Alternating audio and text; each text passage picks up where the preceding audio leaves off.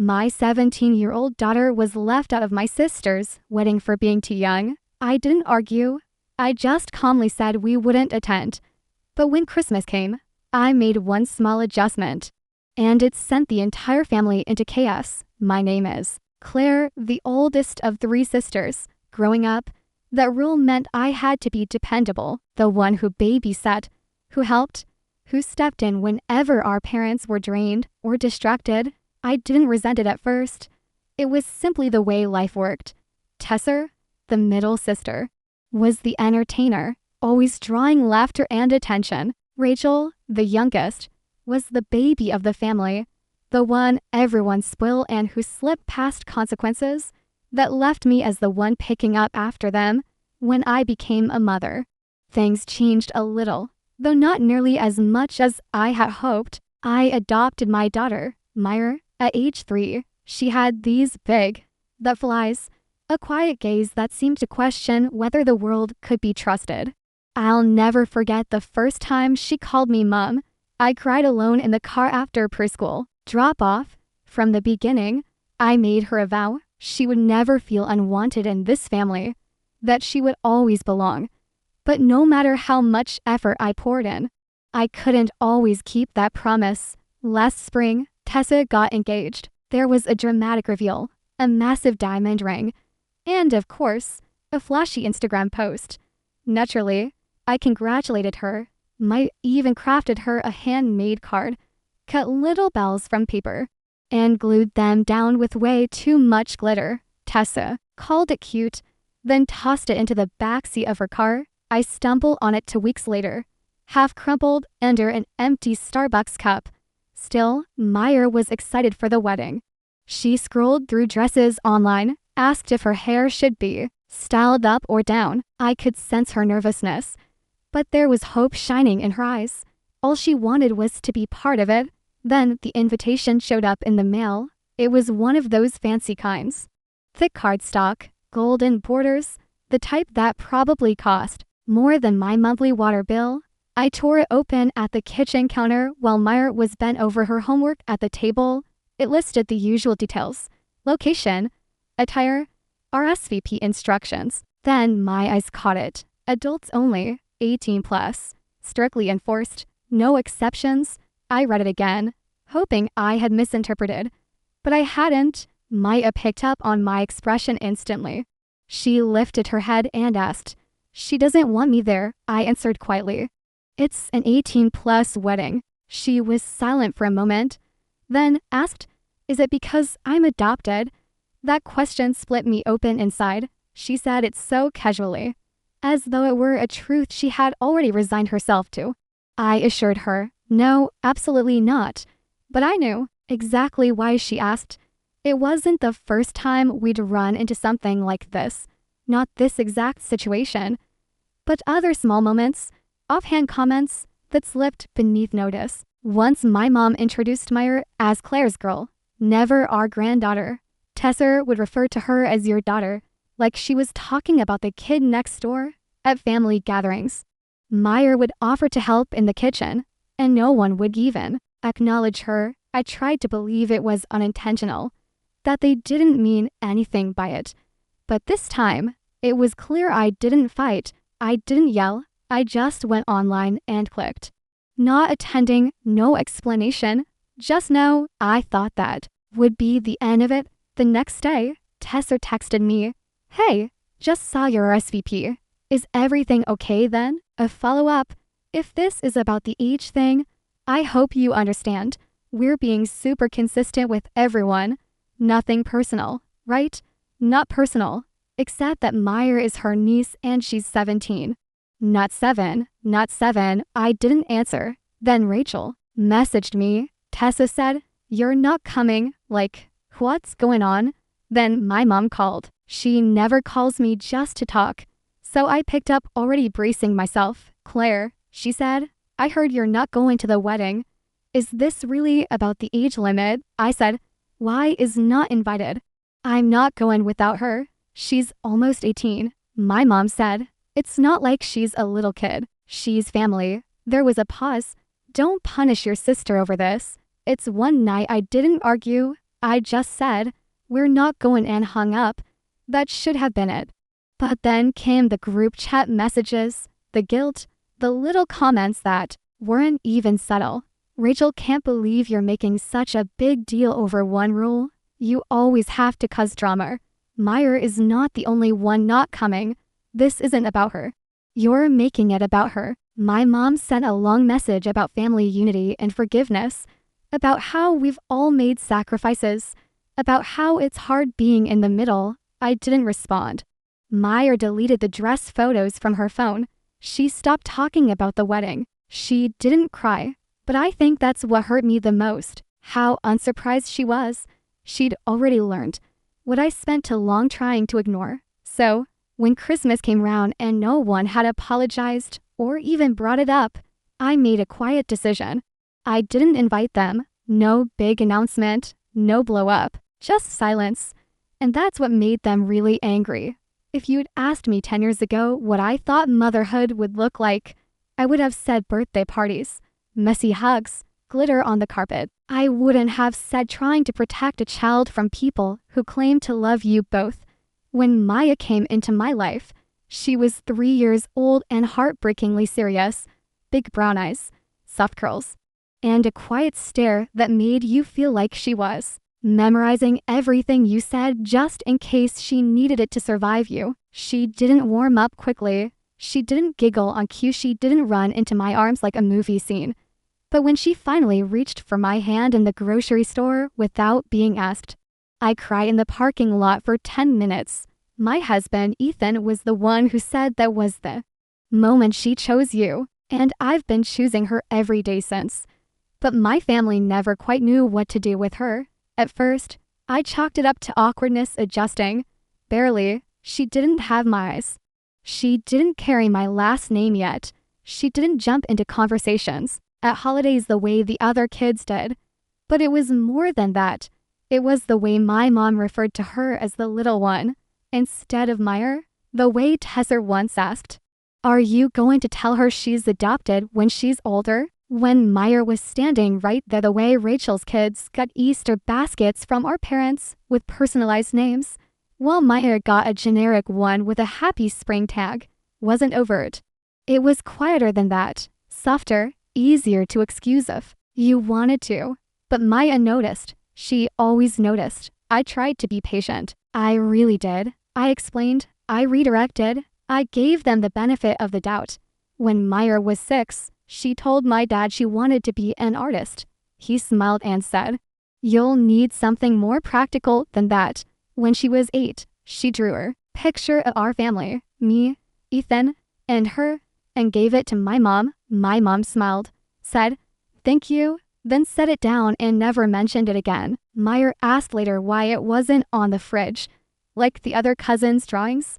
I didn't know what to say. The first time I really lost my patience was Rachel's engagement party. Meyer was 12. Rachel had invited us. We were added to a mass. Text with a time, date, and venue. "No, can't wait to see you." No personal message.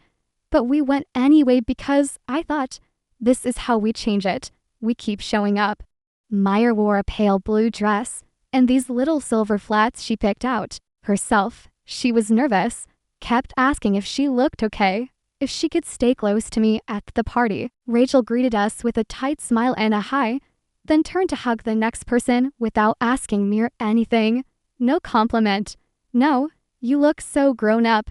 Just air. We stayed for 20 minutes, maybe 25. Maya stuck to my side the entire time on the way home. She said, "I don't think she likes me." I said, "She doesn't know you." She said she's had 10 years, and I didn't have an answer for that. The thing is, I don't think they ever fully accepted that Meyer wasn't temporary. It's like some part of them thought I'd eventually have a real child, and this would become a sweet chapter, something they could refer to as when Claire fostered that little girl. They never said it out loud. They didn't have to. Last year for Maya's 16th birthday, we rented a space at the community center and decorated it with her artwork, her idea. She didn't want some big party with loud music. She wanted to hang her paintings, serve cupcakes, and invite the people who'd supported She made the invitations herself, sent them out to family, friends, and a few teachers. Rachel didn't come, neither did Tesser. My parents showed up 30 minutes late and brought a card that said to a sweet girl with a $20 bill tucked inside, "May I thank them? She's always polite afterwards." She didn't say much, just help clean up, put her canvases back in the car. But later that night when we were home and the dishes were done, I found one of her sketches. It was a drawing of the three of us, her, me, and Ethan at the party, but our faces were blank. I think that's when I stopped hoping they'd change. Not because of the card or the late arrival or the lack of effort, but because it didn't even hurt Meyer anymore. Not in the same way. She'd stopped being surprised, and that scared me more than anything. So, when the wedding invitation never came, not even a phone call or a conversation, just a silent exclusion, I knew what I had to do. I didn't beg, I didn't plead, or try to negotiate. I simply told Meyer we wouldn't be attending. She didn't shed a tear, just nodded quietly and said, "Okay." Double quotes later that night, she asked me, "Do you think they even realized we didn't go?" I told her yes, because she needed to feel like she mattered. Even if they didn't act like she did. Well, the wedding weekend unfolded. We stayed home. Ethan made French toast for breakfast. Maya spent the afternoon painting in the sunroom, and I actually finished a book from start to finish. It wasn't an act of rebellion. It wasn't some grand protest. It was simply peace. And honestly, at first, it felt foreign. That kind of silence makes you realize just how much noise you've grown used to over the years. I didn't miss the wedding. I didn't find myself wondering about the ceremony, or what flowers they chose, or whether the cake too burned out. I thought about Meyer instead, about how for so long she searched for their approval in every conversation, every holiday, every single family gathering, and how little by little they taught her not to expect it. Then I thought about the next holiday. For years, I had hosted Christmas out of duty, inviting them, feeding them, pretending their hollow smiles were enough. But this year, I decided not to. This year, I wanted something different. In early December, Ethan asked, "Should I go ahead and order the folding chairs?" I shook my head. Not this year. No extra seats. He didn't press for answers. Maya didn't either. Soon after, the family group chat lit up. "Who's on dessert duty at Claire's this year? Are we still coming the night before like always?" I ignored them, let the notifications stack up without opening a single one. I never officially announced that I wasn't hosting Christmas. There was no dramatic declaration, no big social media update telling everyone to take their holiday cheer and snide remarks somewhere else. I just stayed silent. And somehow, that silence ended up speaking louder than anything I could have said. By mid-December, the tone of the messages began to shift. Rachel typed, "Claire, are we still on for Christmas Eve dinner? Tell me what I should bring." Then Tesser jumped in, "We'll be 5 again. Let me know if Maya wants something specific this year, if she's even going to show up." That one nearly shattered me. If she's even going to show up, like Meyer was the problem, like she was the one at fault instead of the one who had been pushed aside. And for the first time in years, I didn't respond. I didn't scrub every corner of the house.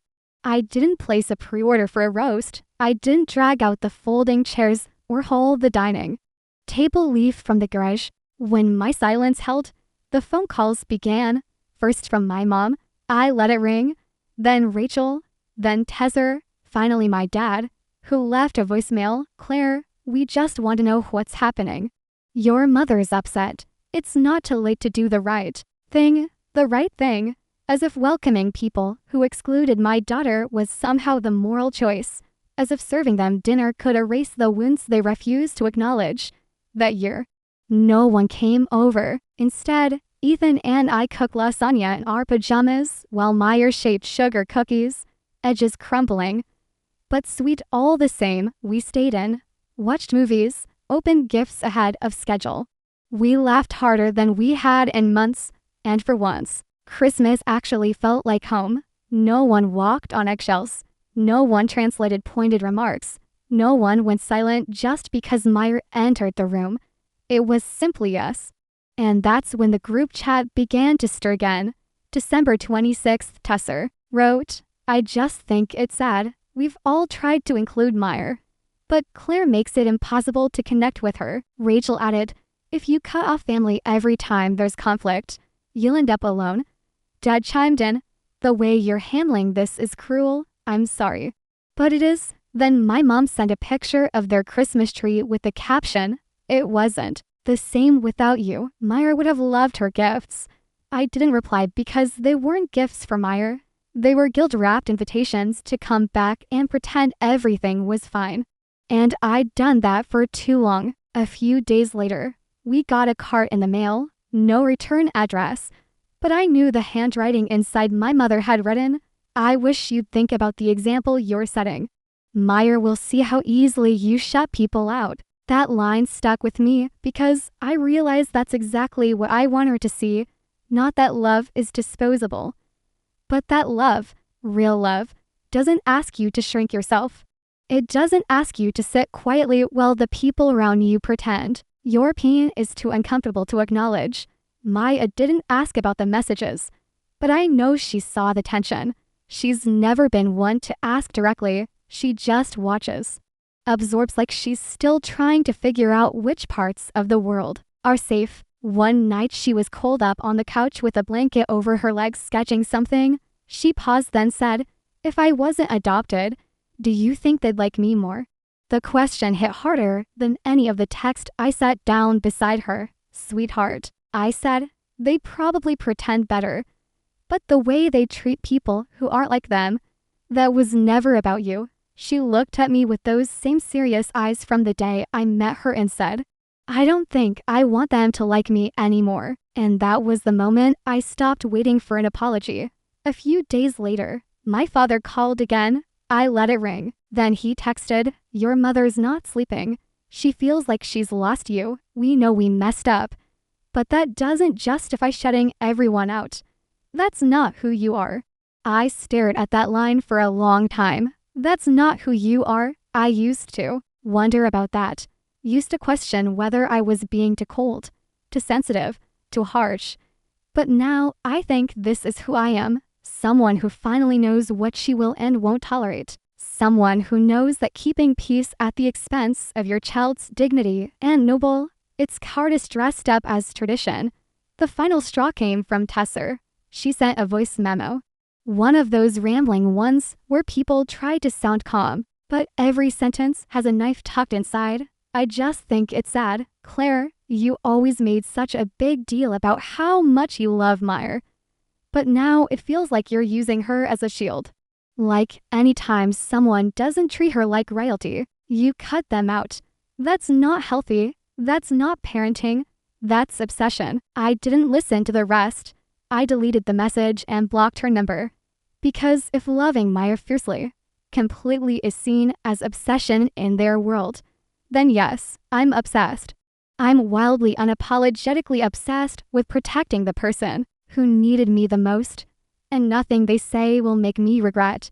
That New Year's came and went quietly. Maya fell asleep before midnight with a half-eaten cookie on the couch. Ethan and I toasted with tea instead of champagne and watched fireworks on mute. He looked at me and said, do you miss them? I thought about it. No, I said I miss the idea of them. But that version never really existed. He nodded, didn't say anything more. Just reached for my hand. I don't know what will happen next. I'm sure they'll keep trying. People like that don't go quietly. There will be more texts, more posts. Maybe one of them will show up at Maya's graduation next year, acting like nothing happened. But I've made my decision. There's no big showdown coming, no dramatic confrontation, just quiet distance. And sometimes that's the most powerful choice of all. That happened on a Thursday, cold, overcast, quiet. I had just come home from work. Still in my coat when the doorbell rang. I wasn't expecting anyone. Ethan was working late.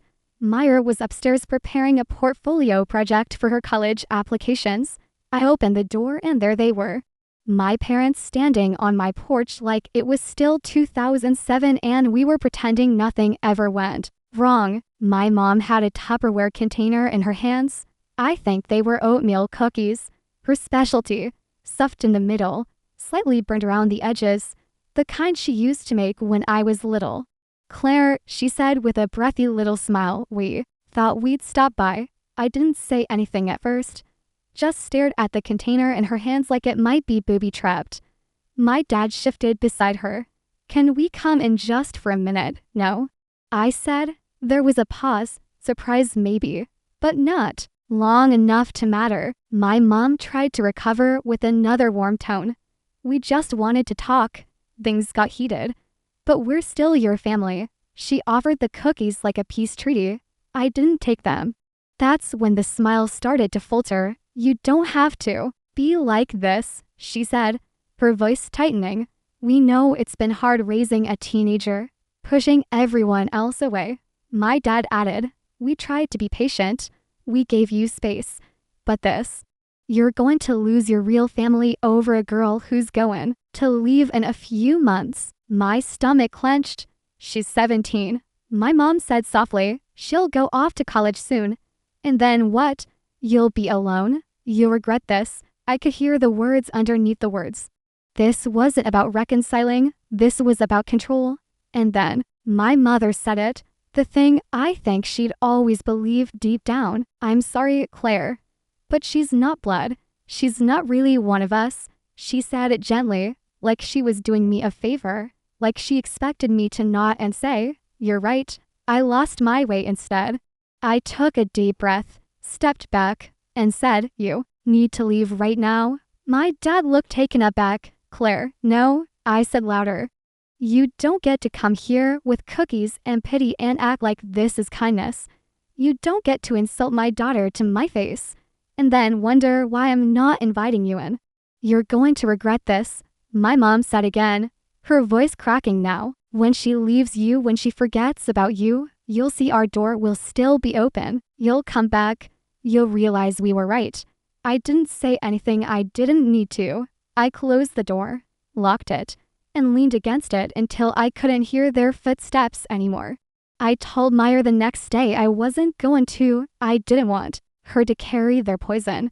But I've never lied to her, not about anything important. She sat very still while I told her what they said about her leaving, about not being blood, about me crawling back one day. She didn't cry, but I could see it in her hands how tightly she clenched them in her lap, how her shoulders stiffened. They really think I'll leave you, she said. No, I said. They hope you will that way.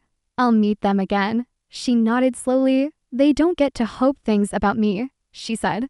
I thought that would be the end of it. I should have known better, because a week later, my cousin Sarah forwarded me an email that Rachel had sent to the extended family. It was long, rambling, passive-aggressive in the way only Rachel could be.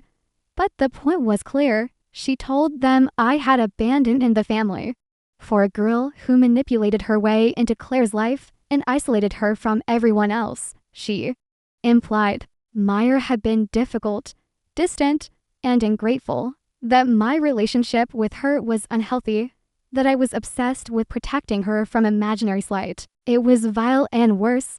It worked. People started reaching out. And Linder sent me a text asking if everything was okay. Uncle John reached out to Ethan to see if I was having some kind of breakdown. Then my second cousin, Chloe, left a comment under one of Maya's art posts. You're very lucky. Don't forget who gave you a home. Meyer saw it and I saw her see it. That was the final straw. I didn't respond. Instead, I gathered everything. Screenshots, old text threads, photos, every ignored invitation, every instance of being left out. Every little receipt I had kept through the years, I organized it like a case file, not emotional, not bitter, just plain facts. Then I sat down and wrote a letter. No shouting, no dramatics, only honesty. I sent it once to the extended family alone with the subject line for anyone who wanted the full story. I didn't ask them to pick sides. I didn't fish for apologies. I simply told the truth. Some replied, others stayed silent. A handful quietly unfriended Rachel. A few insisted none of it was true. But in the end, that didn't matter because I wasn't doing it for them. I did it for Meyer. So she'd never question what really happened. So she'd never have to wonder, would they like me more if I were related by blood?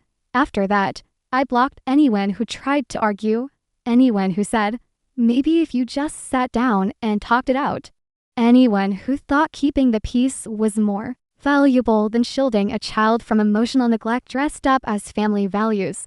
We never heard from them again. At least not directly. I'm sure we're still a topic of conversation. I'm probably still the example they give whenever difficult kids come up. And I'm sure Maya's name still gets mentioned in sharp judgmental tones. Let them talk. They gave up their right to know her. Fast forward, Maya's in college now. She's studying art and excelling in her program. She still calls me every night. Not out of obligation. Because she wants to. She texts me photos of her drawings. Sometimes she asks for feedback. Other times she just calls to say goodnight. When I dropped her off at her dorm, she hugged me for a full minute and whispered, "I'm not going anywhere." Maybe she meant it, literally. But I knew exactly what she was really saying. People often say, you can't choose your family. But I did. I chose her over blood, over guilt, over generations of quiet compliance. And if anyone is still waiting for me to crawl back, they'll be waiting forever. Every so often, I think back to that afternoon on the porch, my mother handing me a box of cookies as though sugar could erase years of silence, as though baked goods command what they were too afraid to acknowledge. And sometimes late at night, I asked myself, did I overreact? Should I have stayed patient? Bit my tongue longer, offered more grace.